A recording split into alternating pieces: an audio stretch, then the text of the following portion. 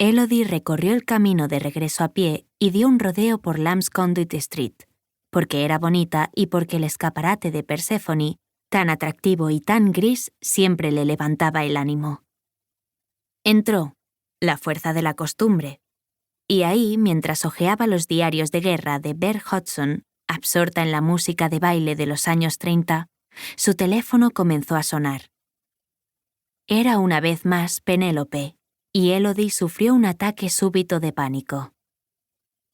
Salió de la librería y atajó a toda prisa por Theobald's Road y High Holborn, hasta Lincoln's Inn Fields. Elodie avivó el paso al llegar a los Reales Tribunales de Justicia, se lanzó tras un autobús rojo al cruzar la calle y casi iba corriendo al llegar al Strand. En lugar de volver directa al trabajo, donde el señor Pendleton se encontraba de tal humor que se regodearía si encontrara a alguien haciendo llamadas personales, se metió por un callejón adoquinado que trazaba una curva hacia el río y encontró un banco en Victoria Embankment, justo al lado del muelle. Sacó la libreta y la abrió por la página donde había escrito el número de teléfono de la recepción de la boda en Gloucestershire. Elodie marcó y concertó una cita para el fin de semana siguiente. Sin dejar tiempo para que se secara la tinta, llamó a Penélope, se disculpó por no haber respondido sus llamadas y se lanzó a informarla de los avances realizados con el local, el velo, el vestido y los vídeos. Después de colgar, Elodie se quedó sentada unos minutos. Penélope se había mostrado muy complacida, en especial cuando Elodie le habló de la maleta con las grabaciones de su madre. Había sugerido que, en lugar de poner solo una pieza de la madre de Elodie al cello, sería posible incluir otra al final de la ceremonia. Elodie le había prometido hacer una lista de 3 temas que podrían ver juntas para tomar una decisión.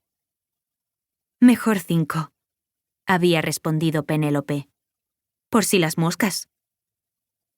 Así pues, ya tenía planes para el fin de semana. El ferry que llevaba a los turistas a Greenwich salió del muelle, y un hombre con una gorra de barras y estrellas apuntó la enorme lente de su cámara hacia el obelisco de Cleopatra. Una bandada de patos descendió donde antes estaba el bote y se posó con destreza sobre el agua picada. El ferry dejó ondas que llegaban hasta la orilla y el aire se llenó de olor a barro y agua salada. Elodie recordó cómo describió James Stratton en su diario El gran heredor de 1858. La gente no recordaba qué mal olía Londres por aquel entonces. Las calles habían quedado cubiertas de boñigas de animales, de desechos humanos, de verduras podridas y de los cadáveres de animales sacrificados. Todo ello y mucho más se había abierto camino hasta el río.